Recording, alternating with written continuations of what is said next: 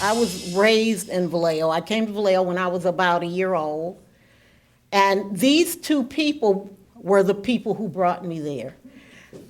They are the authors of my first chapter. This is Bernice and Marshall McGriff. And let me just tell you a little bit about how they came to Vallejo. They first arrived in Vallejo about 1942, the outbreak of the war. My dad, you can see he's in a Navy uniform. So he was assigned to Mare Island. My mom and dad were this young, cute couple out of Florida, near Orlando. Their little town was probably about the size of maybe 5,000 people. So I think the farthest west they had ever been was Tallahassee. So you can imagine they're coming to California. That was like probably traveling to the moon. But they came in about 1942 and absolutely fell in love with Vallejo. And I am so grateful because I have been to Florida. And actually,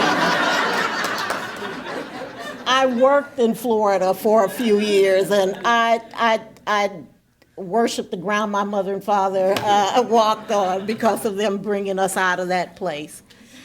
Now, one of the things that my father always told us was that his coming here really opened up a lot of things for him. The most poignant thing he said, as I remember, he said that being here in California and being an African-American man in Florida, but being here in California, he didn't have to say routinely to any white person on the street, yes, sir, and no, sir. That was, when he said that to me, again, I had no idea what that meant. Because again, I say yes or no, sir, if being polite, but I didn't have to do it. My father said, with especially young black men, they had to do it. There was no choice in it. So his coming here, I know, just opened up a whole new world for him. So here they are, young couple in Vallejo. They said that Vallejo was really a wonderful place. Now, being young, there were so many other young people there with them, so they said that Vallejo was almost like a whole new world for them. Now, as you know, I think some of you know that, have you heard of the Great Migration? Okay, and some of you, I'm sure, have read the book, The Warmth of Other Suns by Isabel Wilkerson. It tells of the Great Migration. My parents were part of the Great Migration. And the 1940s were actually the peak of the Great Migration for African Americans out of the South. The Great Migration period occurred between 1910 to 1970, and that's when more than 6 million black people left the South. And they moved up north, they moved to Chicago, and they moved out to California. So my parents were part of that Great Migration. The people I write about in my book, the John Grider book, they were part of another migration. They were part of the migration that came to this area as a result of just the westward movement that had started back in the 1840s. They also started another part of that migration. It's really two other migrations after that. It's the migration of African American people who came here after emancipation. So there was a group of people who came here after the emancipation. And then, of course, there are the people who came here when the railroads connected. Okay, so there were other migrations as well. So this is my book, and what I decided to do is I was trying to think of a theme for tonight, and I thought of Napa's, African American roots, and then I started thinking the hidden story. But then I realized this was not a hidden story. Once I started knowing where to look, it was there. It was on the surface. I didn't even have to dig too deep. All I needed to know was where to look. And of course, what I learned early on was that I couldn't rely on traditional sources for my information. I couldn't rely on, let's say, the Napa Register. I couldn't rely on the Vallejo Times-Herald. I couldn't rely on the Evening Chronicle, because those early newspapers would on occasion write about African Americans, but it was truly a mixed bag. You could either get a story talking about a darky, or you could get a story that would talk about a Negro, never a name. It would never have a name accompanied, associated with the story. So I had found early on, and that was like my major frustration when I first started, was how was I going to look? I was totally new to actually writing a book, although I was a writer. My career, I spent my entire career as a writer. I was a news reporter, as well as I wrote for a military-based newspaper. So the writing part didn't intimidate me. The research part intimidated me. I didn't know where to look. So I started asking around. I started asking more and more questions. So I, again, decided, don't call this hidden history, call it an emerging history. And that's exactly what I have found with your history, as well as Petaluma's history, as well as Santa Rosa's history and Vallejo's history. Those are all the areas that I covered. I even covered little tiny towns like Monticello and found African Americans there. There were a pair of twins. They were carpenters, and they were there in the 1870s. I found African Americans in Sylvieville, which later became Dixon. So there were African Americans in nearly every town, city, burg, whatever, any little place where they called it some kind of town. You could find African Americans. So I then had to actually find a source. I had to find a guide. And this woman, Delilah Beasley, I decided to allow her to be my guide, especially as time went on. Now, when I started, I didn't think of her as a guide. I just saw her as a source. But let me tell you a little bit about this amazing woman, and I'm going to get into the Napa part, because she is part of the Napa story as well. She came to California in 1909 from Springfield, Ohio. No, she didn't have any friends or anyone here that she knew. I think she did maybe have a relative down in Los Angeles. But she came here with the thought, I'm going to write the history of African American pioneers. Now, it's absolutely amazing. She lived in Springfield, Ohio. What would prompt her to want to write about African American pioneers in California? But she did. She was about 39 years old, not in the best of health, but she was determined. So she traveled to our area, Oakland, and started the task of trying to find early African American pioneers. Now, for her, this was around 1908. Time was of the essence for her to find these people because, again, a lot of the pioneers who had started to come in, they came in here in the 1840s, late 1840s, early 1850s, so they were starting to die off by the time she arrived in California.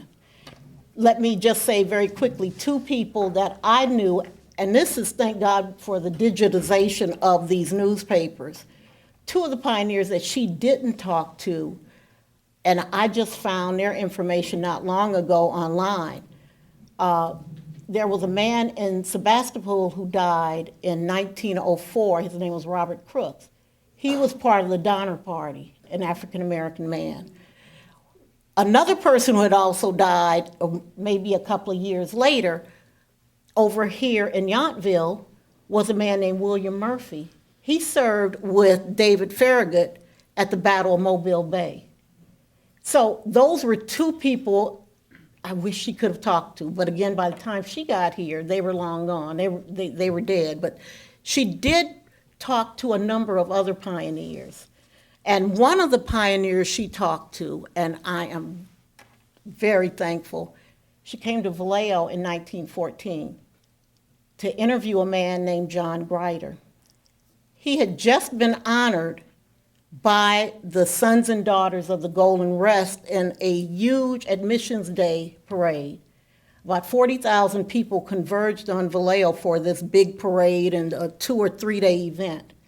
So she came down, heard about it, and to use the sort of flowery language of that time, she said she hastened to Vallejo to interview John Grider.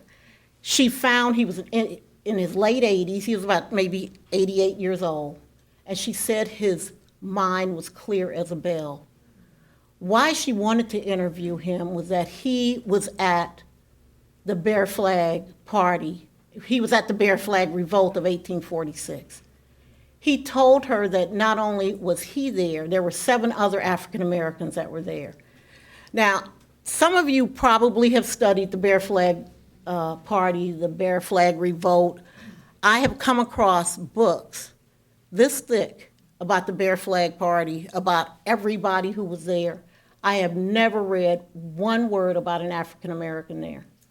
Not one time, except in John Charles Fremont's a book. He does talk about a person that he brought here who was African American. So in all my reading about the Bear Flag Party, and you know that in Vallejo schools, that history is taught to us. I think it's 4th grade now. Is it 4th grade still? I never heard a word about that. I'd never heard a word about any African Americans in the Old West. I just didn't read about it. What we heard as a child, as a young person, I heard that black people were slaves and something about George Washington Carver. That was the extent of black history for me. And if I can, I'm just going to briefly tell you a story that happened to me when I was about 3rd grade. My teacher told us about her grandfather who had come west over the plains, and he came in a covered wagon. And she told this story, and I remember being so enthralled by this story because it sounded really just beautiful. But I remember at one point sort of leaving the conversation, and I thought, what about colored people? And that question was never answered for me until 50 years later when I started doing this research. Because of course, African Americans, when they traveled here by ox team, they traveled here by covered wagon. So I was able to answer some of those questions as a result of this research. So let me show you a picture of John Grider. Here he is. Now, this man was born about 1824 in Tennessee. When he came to California in 1845, he was in bondage. He was a slave, like so many other African Americans who came to California, especially in the 1840s. As people started the westward movement, when they came to the Golden State, they brought their most valuable property. And their most valuable property was human property, because their human property helped them get across the plains. You know, you're not going to leave back people who can actually help you cut down trees and do all kinds of things to get across the land. So a number of the early pioneers African Americans came with other pioneers, and a lot of them were in bondage. So he was one of those people in bondage. Now, he was at the Bear Flag event in June of 1846.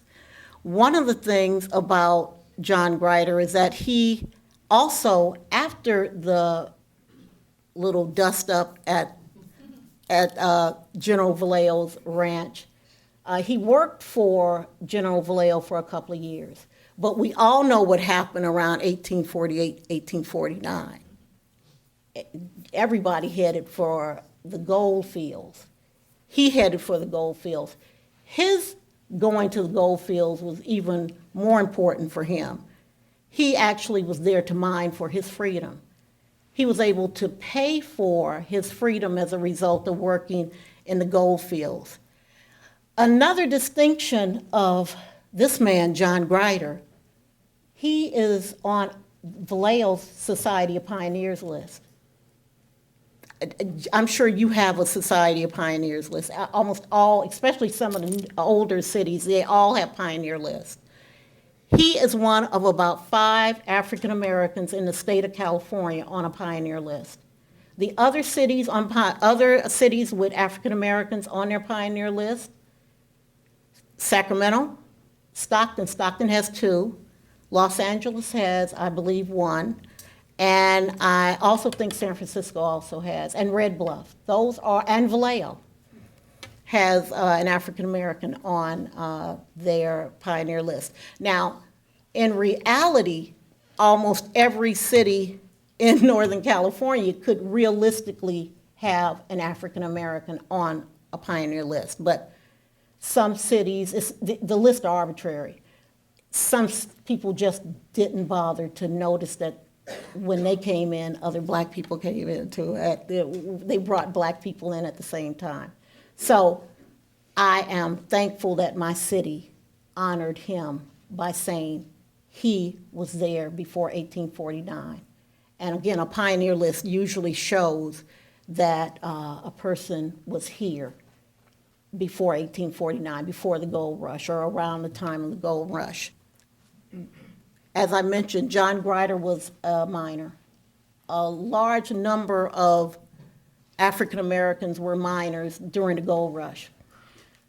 Sometimes they were there to actually mine for gold on their own, but again, like I said, a number of them were there to mine to make their owners rich. And a lot of land was bought with the money that was made from these men mining gold. And I'm going to give you an example, and I am going to get to Napa in just a second. But this is background because some of these things also occurred here. The man who owned John Grider, his name was George H. Wyatt, had about maybe 2 or 3 slaves that he worked in the fields. One of the things that happened when George H. Wyatt moved into Vallejo about 1850, he bought about 50 properties within a year. And I'm almost sure that the money he made was because of the slaves that helped make him money. And in fact, I have a diary of a man who actually knew his owner, knew John Grider's owner, and he actually said that while the N-word, while they were out working, George Wyatt was in the gambling saloons making money, or spending money, but making money off of the backs of the slaves. So now when I look at my downtown, I look at it and I say, wow, John Grider helped buy this property. And in no way did he probably benefit from that. The only benefit that he had was that he had his freedom. So I guess that was a benefit of a sort. So, but many of the people who came here, many of the African Americans, all of the black people who came here, they were not slaves. Many came from Pennsylvania, they came from New York, they were from Boston, you name it. Many were from the West Indies, but a large number were people who were brought here in bondage. Some of your earliest settlers, like Boggs, I don't know how to pronounce his first name, starts with an L. Wilbur. Yes, he was here. Yeah, he brought in a number of slaves. Grigsby, I'm going to ask if you know the first name, the Grigsbys who brought in. I'm not sure which Grigsby it was, but there's a whole host of Grigsbys. Okay. I know one group brought in slaves. There was Sewells who brought in slaves. And one of the things, as I recall, as I was looking through, because I constantly look through census reports, and I came across the name of a man here. He was an editor of a newspaper, and he came here from Tennessee, and on in his household was a 16-year-old black girl. And I would bet a dime to a donut. They said servant, but I bet a dime to a donut. It was 1860. She probably was a slave. One of the things that I read was that, California was a free state, and you weren't supposed to have slaves here. But if I came here and I was here and I arrived here with people that I owned, if I moved out into the hinterlands of Napa, Sonoma, who's going to come out and challenge me? Who's going to say anything? They're not going to say anything. So again, our free state was a free state only on paper, and a number of people were not free.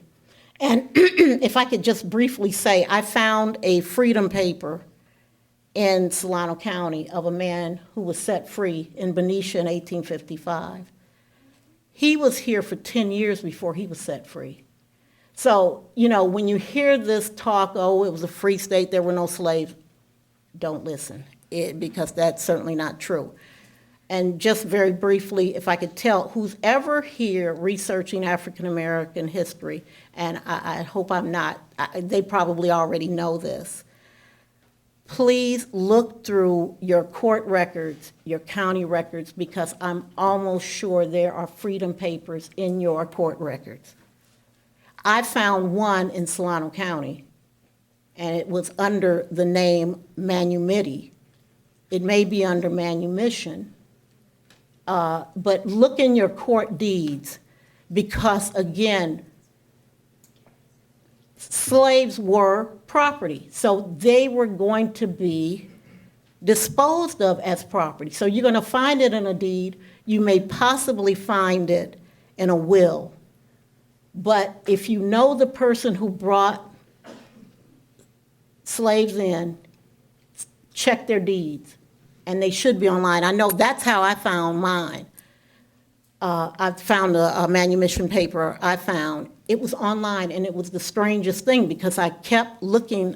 I would put in the search engine manumiti, and this thing I'd say freedom or manumission, and would keep popping back manumiti.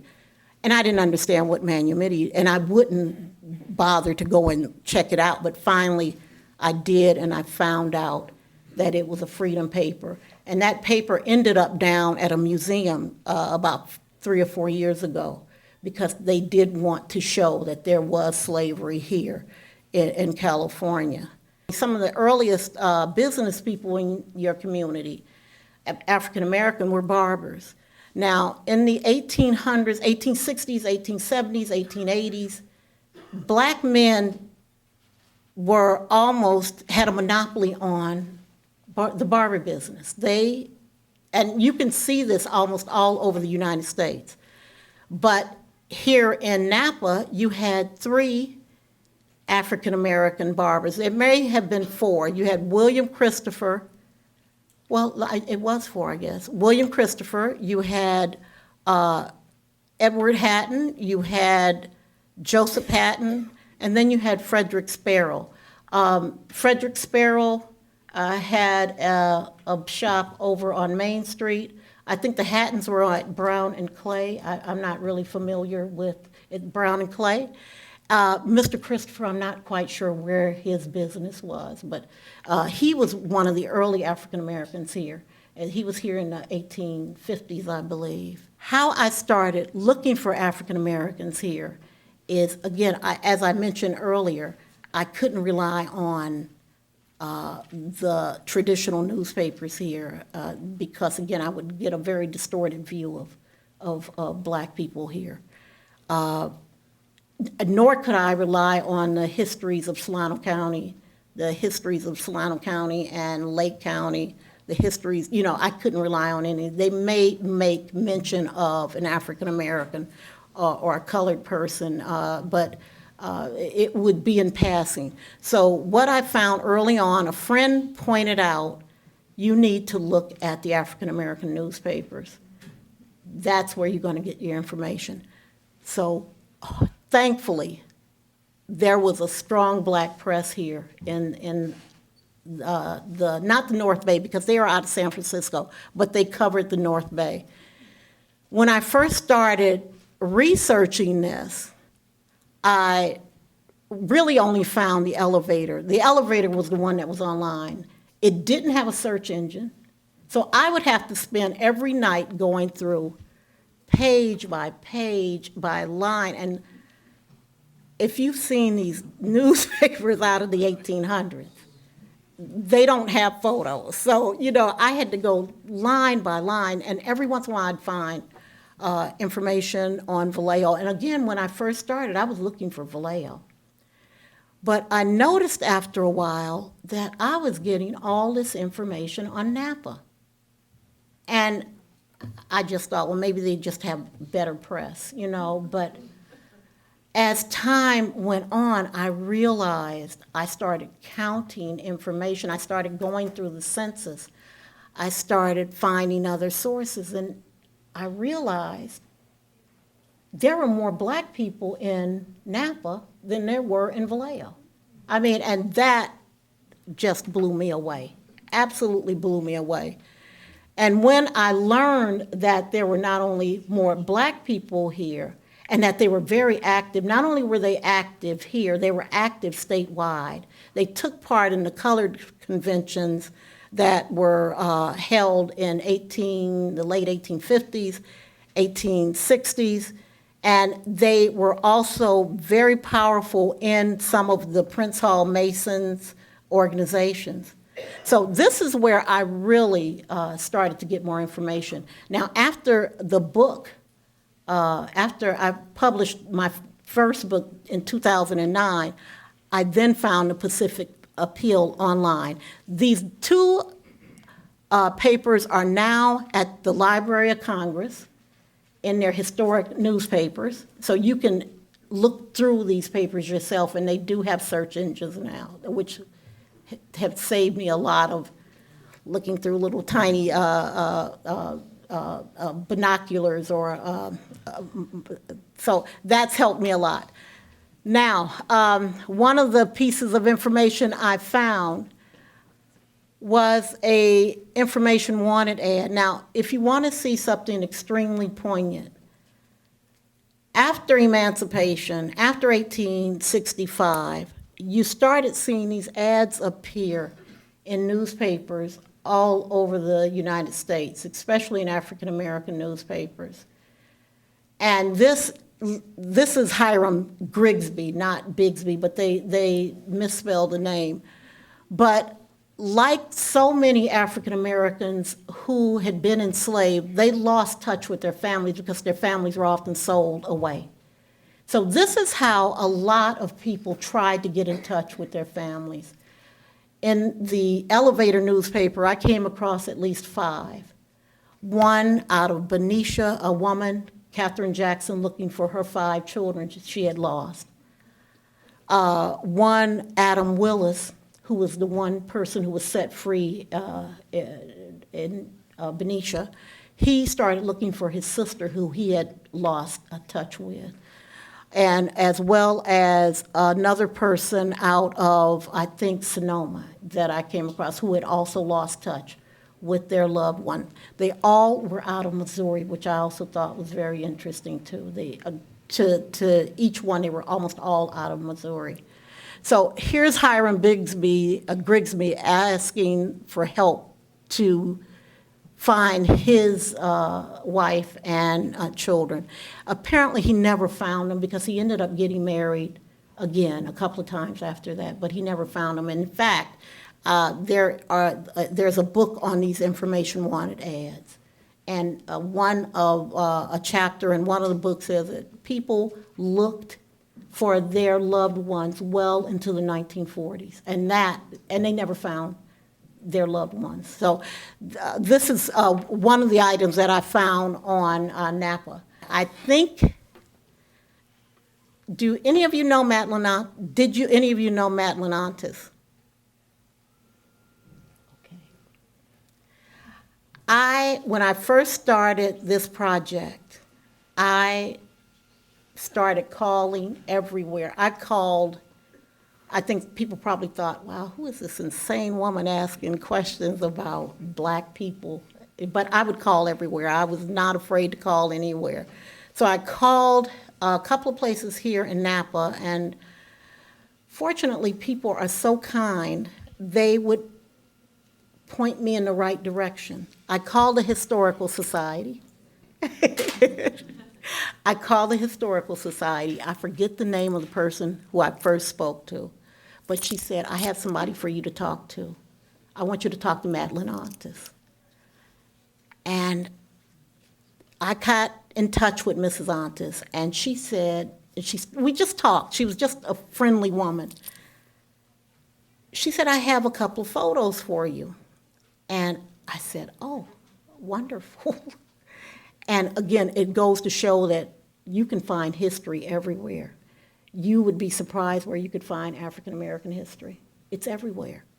So she said, I'm going to send you something, because she said, my mother was friends with a woman named Julia Canner. And she sent me the photo of Mrs. Canner and her granddaughter, Maisie Strickland. Now, I had already read Julia Canner, about her, in the Delilah Beasley book. I would cross her name all the time in Delilah Beasley's book, but I had never seen her photo.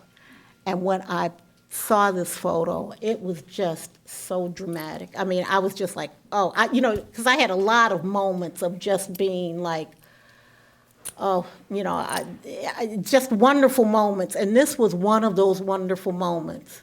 There is Maisie before graduation. I think this is grade school. Maisie was born in 1902 in Napa, or St. Helena, I think Napa, I believe. And she went to local schools. She stayed in Napa until her death. She became Maisie Barfield. She died in 1952. But both of these photos together made me realize, wow, I'm starting to see some real evidence. I'm seeing, photos now. Rika? I also started finding information on your AME church. You had a AME Zion church here in Napa. And if you have a church, you have a community. I mean, it's no doubt. I mean, you have at the very least 10 people, okay? So if you want to start there. But their AME Zion church started around the same time as the Methodist Church, the African American Methodist Church in San Francisco. In fact, it was organized by the same people. So I found evidence of the AME church, and I think it was on Washington Street. Now, Madeline Antis says she remembers the church when she was a child. Yes, she said she remembered, but I don't know, because they say that by a certain time it was pretty, it was in pretty bad shape. So I found this evidence of AME Church. So, and I also found information on a school, a colored school that was here, Rika. Now, 1867, I believe, 1867, this man, Joseph Hatton, who was also a barber here and a leader here in the community, he put an ad in the Elevator newspaper asking for a colored teacher, male or female. 1867, African Americans could not be educated in the public schools with whites. Now, there was a provision that allowed African Americans, if there were more than 10 African Americans in a community, the school district was supposed to help pay for that school, but children were separated by race. So he helped start the early school. So again, now I'm beginning to put together, there's a church, there's a school, you have businesses. So now you have a thriving community. So I knew that at that point about Napa. This is the Reverend J.J. Moore, who was the bishop of the AME Church, this district in this area. He posted an article in an October 1865 elevator newspaper that told people to come to Napa. And he really praised, he called this the beautiful valley. He wanted black people to move here because he said that this was the place where you would prosper, where you could have land. So he really praised this place to high heaven. The day that he was here, though, he was really here to talk to African American farmers. There were 10 African American, according to Reverend Moore, there were 10 African American farmers here in this area, in Napa, in the general area. They said about 10 miles outside of Napa, a 10-mile radius outside. There were the Grigsbys, the Brooks, the Holmans, and what's interesting about the Holmans also lived at one point in Vallejo because their children were the first African American children in the Vallejo schools. So at some point, I'm not sure at what point did they leave Vallejo and come here, come up to Napa. But there were 700 acres of land, and it would be wonderful to know. I have not done the deep dive to find out what happened to the land. That's going to have to take place, is to go through records and see where that land ended up, who ended up with the land. So that's what's going to have to be done, is to actually figure out what happened, because I doubt seriously if any of those families own that land now. I doubt seriously. So there were early black farmers here, so that's going to be the next question, what happened to that land? 1870, the 15th Amendment was ratified, and African American men were allowed to vote. One of the first people who voted here in this, or at least registered to vote, was this man, Frederick Sparrow. And I was thinking about Mr. Sparrow one day, and I thought, why was he chosen to be the first person to register? You know, because I'm sure some of that started to be pretty ceremonial, because if you look at some of the earlier newspapers, the Elevator, the Pacific Appeal, before the ratification, they started getting their communities ready to vote. They started lining up people. You can see lists of people in each town, Grass Valley, and places up in Sonora. They started naming, here are the people who are eligible to vote. We need you to go and register. So there was a movement to make sure that people started to vote. So I can't help but think that Mr. Sparrow may have been chosen because he was educated. He was in the early schools of San Francisco in the 1850s. I believe he actually went to high school, and going to high school in that time, for especially an African American, was extremely unusual. So I'm just wondering, I'm speculating, it may not have been true, but it would have been perfect, because he could have been that person that they said, Fred, we need you to go down and be the person to first sign up. So this is Frederick Sparrow. One of the things about writing this book is I started, after the book was published, I started hearing from people who had Napa connections. And one after the other, they would say, oh, I think I might have a photo for you. Now, I wish I would have known them before I printed the book. but I didn't. But I started getting photos. This is Joseph Hatton's son. His name was John Sandy Hatton. So I got this photo from his granddaughter. I just spoke to her, his granddaughter today, in fact. But I got his photo. This is Joseph Hatton's daughter, Maud. Maud was born in 1874. And Maud stayed here for a good portion of her life until they moved, because the Hatton family at one point moved out of Napa. And by about 1900, they were over in Marysville. They had always had a Marysville connection, so by about 1900, she was gone. But this is Maud. Maud attended schools in Napa, and I just absolutely love that photo. Here are more African Americans that lived in Napa. Now, I don't know their names. They're unidentified, but they came out of a family album of a woman. The Maud Hatton photo, the other photos, they all came out of an album. So I found these photos, the little black child. On the back is a stamp of the Napa studio that he went to. Here's another one. You can see the stamp down at the bottom. Here's another. And he had his photo taken, another unidentified person. He had his photo taken at Brayton's. And I don't know that much about, your photographers here. But he had his photo taken there. Okay, and here's Margaret Miller. And she may have stayed here for a while, but I know she was also connected to Petaluma.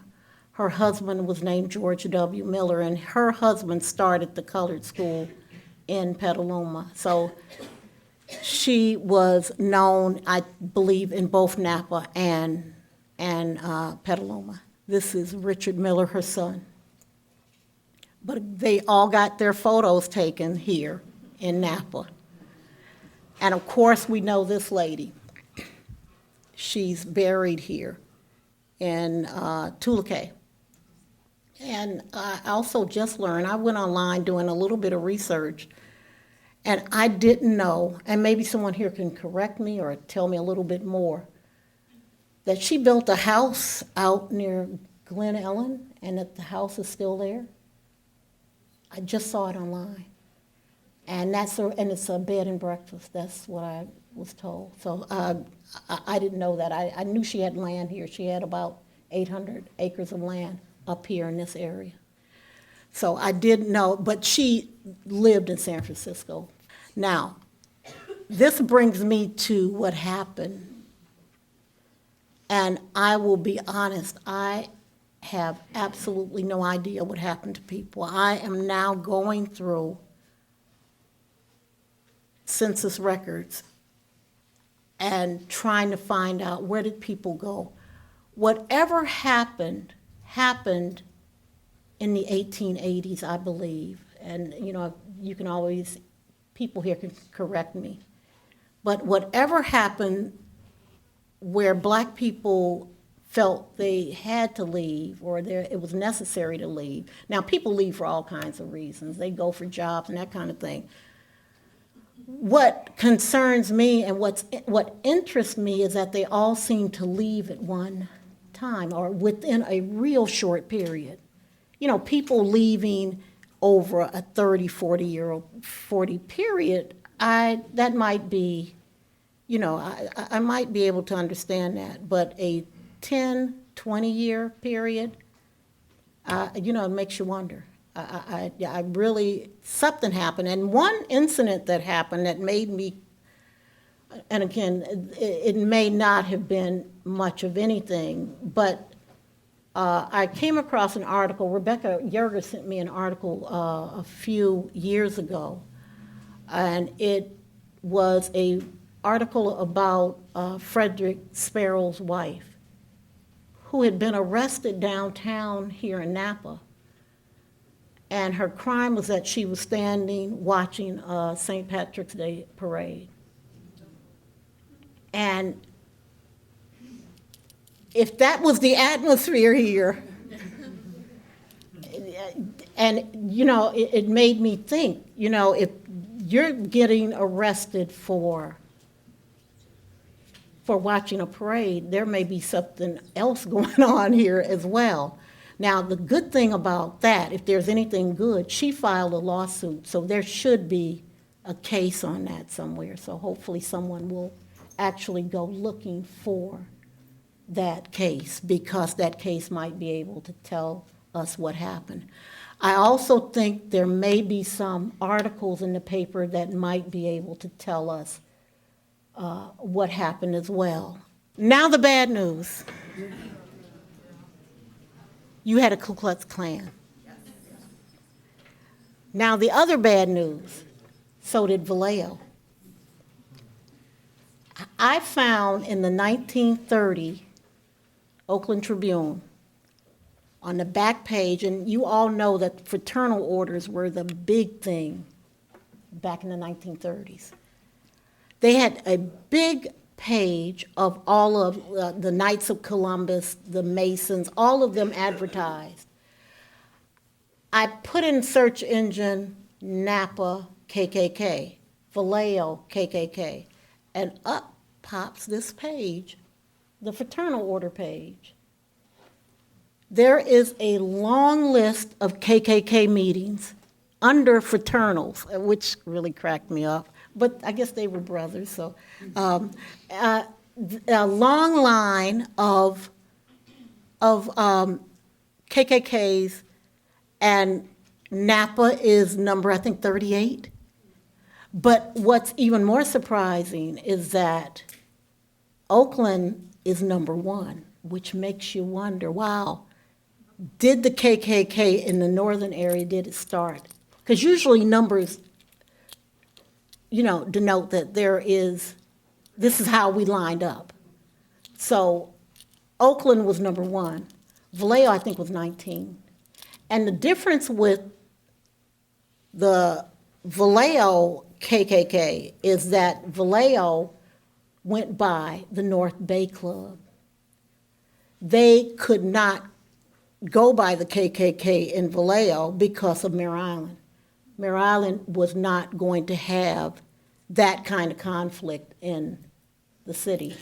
Mare Island ran Vallejo, and even if they didn't have any problems with the KKK, they knew that they couldn't have problems of an open KKK. So I started reading a little bit more now, but this is in 1930. I also knew that in 1921, 22, some of you may have the better date, that there was a big, huge rally on some hill here where there was 2, okay? It was with burning crosses, and in fact, so you have to read these. If you go on newspaper archives, look this page up. It's 1930, between June 1930, June 2000, I mean not 2000, no, okay. It was between June of 1930 to July 1931. And as you will notice, the list gets longer and longer of the different KKKs that start to join. So, I tell you, people give me things now. And the one thing that I was given a couple of years ago, the buildup for the KKK occurred around the 1915, 1920. That was the great buildup. A woman that I met over in Benicia said, I have something for you. And she brought me a recruitment packet from the KKK. And in that packet, a small booklet, a KK token, brass token that says member in good standing. There's an application with, you have to answer questions. And then there's another flyer. She gave those to me. They are in pristine condition. I gave them over to our museum because I didn't want them in my house, I'll be honest with you. So I gave them to our museum. So, and what's marked on there is 1921. So there was a big recruitment plan and project going on here to get as many. They wanted 50,000 members here in the Bay Area. Now, it may seem, and again, my misconception maybe about Napa is that when people talk about the KKK, they would only mention that Napa was the place that had a KKK. Napa may have had one of the more active KKKs, but all of the communities around had KKKs. And I'm sure, if I know Vallejo, they came up here in droves. They probably, because they, again, they couldn't do their thing in Vallejo, but they certainly could come here and act out all of their fantasies. On into the 1930s, and this is an incident that happened in Yountville. I found this article, again, like I said, you can find history everywhere. I study the NAACP records. You can get those. They are actually at the Library of Congress. All correspondence between NAACP branches and the main and the headquarters, they're all housed at the Library of Congress. There are also some papers at the Bancroft Library. So I was going through the 1920s, 1930s paper, just this papers regarding Vallejo. And Vallejo was brought in, the NAACP was brought in to mediate a problem up at Yountville. The people in Yountville got apparently what they thought were Negroes creating problems up there. So they called a meeting with the sheriff, with the district attorney, and said, we want them out of this community. Now, there were letters that accompanied this, and I'm not sure, because at one point, the NAACP pulled away, because the NAACP went up, talked to some people, did find that there was some discrimination. But what also happened, they found that the people who were being discriminated, who were being ousted, were people from Cape Verdes. And the people from Cape Verdes said they didn't want the help of the NAACP, which was very interesting because, again, Cape Verdeans are Africans. So they are of African descent. But the NAACP pulled away at some point. So this is what happened, and I don't want to leave this on this kind of note, because this is not a very pleasant note, but the positive thing is that these days are over. That wouldn't happen anymore. The Ku Klux Klan meeting on a mountain, that's not happening anymore. So for the positive to me is that we are in a new day, and which brings me to the fact that we really do need to study our real history, our full history in these communities. We are slowly but surely finding out who was here, and we need to learn more. It should be no threat to anyone to find out that we have a rich, wonderful history that was a history that was filled with color and vibrancy. So we need to understand that, and the more we research, the more we find out. So I'm going to end this and hope that you have some questions for me, and I have some resources here, and I'm going to keep that resource list up here on the wall. I have on Facebook a page called We Were Here. And if you would like the page, I will start sharing some of the resources that I used, and I will start posting those. So if you ever have questions, please, I try to answer as quickly as I can. But I'm going to start posting resources. I'm going to start linking things that you could possibly use. So please feel free to like that page. I'd appreciate it. Okay, so thank you so much. I'm so glad you came out today.